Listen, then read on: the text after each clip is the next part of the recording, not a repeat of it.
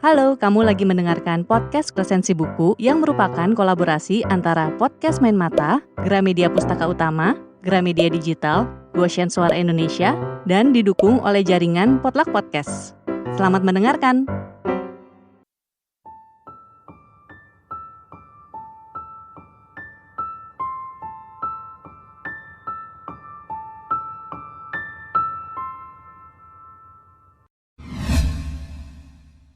Oh, hai semua. Kali pertama banget nih aku meresensikan buku dalam bentuk podcast. Apalagi ini juga salah satu pertama kalinya loh aku mereview sebuah buku di platform yang nantinya bisa didengar banyak orang. Aku sangat senang saat mengetahui ada poster kompetisi resensi buku oleh GPU Potluck yang bisa memberikan wadah untuk pemula seperti aku nih dalam meresensikan sebuah buku di era digital. Padahal dulu nih ya, hal yang sering aku lakuin setelah baca buku ya cuma bisa merekomendasikan ceritanya dari mulut ke mulut. Dan itu pun cuma ke teman-teman sebayaku. Dan aku termasuk seseorang yang tidak suka membaca ulang semua buku. Kenapa? Ya karena aku termasuk orang yang tidak menyukai masa lalu. Dan aku juga bakal menemui persoalan dengan ending yang sama dan sama. Begitu saja terus-menerus. Membosankan bukan? Oh iya, aku belum memperkenalkan diri nih. Namaku Meliana. Aku penulis sederhana yang karyanya bisa kalian lihat di Instagram aku ya, di @melianawnd. Ngomong-ngomong, hal yang sering aku lakuin setelah pulang kerja adalah membaca buku. Aku salah satu pengagum cover-cover buku fiksi yang ketika melihat beberapa novel nih terpajang di rak buku rasanya pengen banget ambil semua koleksi bukunya.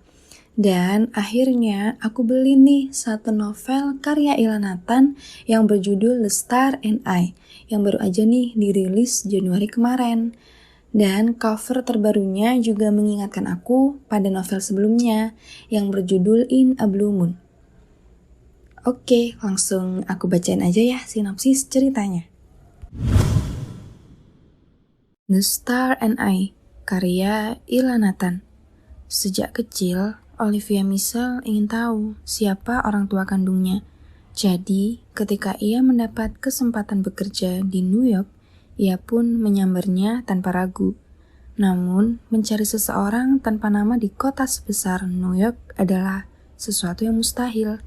Kini, kontrak kerja Olivia akan segera berakhir, dan Olivia menolak pulang ke Inggris sebelum berhasil melacak keberadaan orang tua kandungnya. Itu berarti ia harus segera mencari pekerjaan baru, supaya ia bisa tetap tinggal di New York. Seolah-olah semua itu belum cukup memusingkan, Olivia mendadak bertemu kembali dengan Rex Rankin, sahabat masa kecilnya, sekaligus cinta pertamanya yang gagal yang muncul untuk menawarkan bantuan. Oke, cerita ini sangat-sangat menarik ya buat aku pribadi. Dan aku bakal sebutin 4 tokoh utama yang ada di dalam novel The Star and I. Nah, ada Olivia, Rex, Robert, dan Nicholas. Kisah ini dialami oleh aktor cantik pemain drama musikal yang bernama Olivia Michelle yang saat bayi ditinggalkan di depan panti asuhan bernama Madeline West Home for Children. Dan ini menjadi konflik utama dari awal hingga akhir cerita.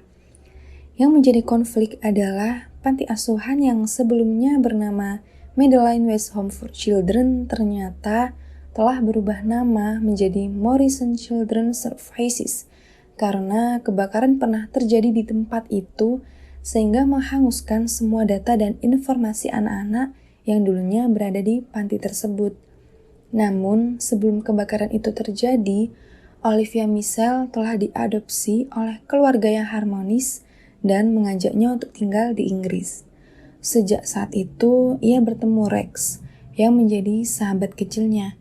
Namun, karena kesalahpahaman, keduanya berpisah selama 9 tahun.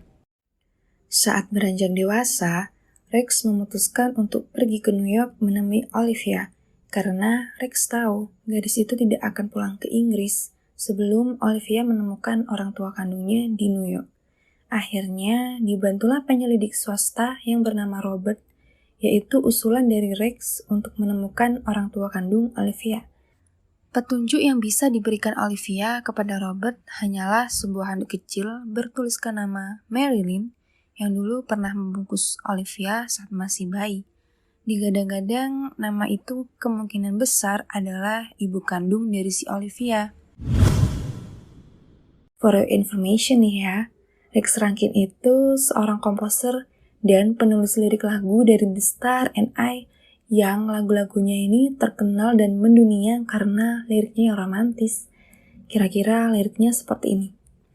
Kulihat dunia dalam matamu dan masa depan dalam senyummu. Kuletakkan hati di tangan kananmu dan hidup di tangan kirimu. So sweet banget kan Rex ini. Udah deh, gila. Wow. Oke, kita kembali ke ceritanya. Yaitu, saat kontrak pekerjaan Olivia akan berakhir, gadis itu terpaksa menjadi kekasih bayaran untuk berkencan bersama Nicholas. Ini berlaku apabila Nicholas yang menyuruhnya. Jadi ya semacam pekerjaan sampingan gitu. Rex ini memaksa Olivia untuk berhenti dari pekerjaan itu dan sebagai gantinya Olivia akan pergi ke London menerima tawaran salah satu temannya untuk menjadi aktor drama musikal sebagai pemeran utama. Tapi pencarian orang tua kandung Olivia ini bakal terus dilakukan sampai si Robert penyelidik berhasil menemukan siapa sih orang tua sebenarnya dari Olivia. Menurut aku, sejujurnya informasi demi informasi yang diberikan oleh si penyelidik membuat aku sebagai pembaca nih sering menebak-nebak siapa sih sebenarnya orang tua kandung dari Olivia.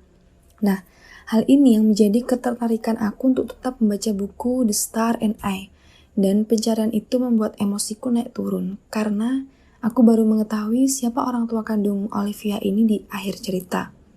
Yang membuatku penasaran dari cerita ini adalah kemunculan Rex Rankin yang menyuruh Olivia berhenti dari pekerjaan sampingannya, yaitu yang selalu berkencan nih dengan Nicholas. Ini yang membuat aku mengerti akan perasaan terpendam dari Rex, dan cerita ini tidak membosankan karena ada beberapa bab yang menceritakan kisah kecil dari Olivia dan Rex dahulu, sehingga novel ini menggunakan alur maju mundur. Aku menyukai kisah perjalanan Olivia di dalam novel ini.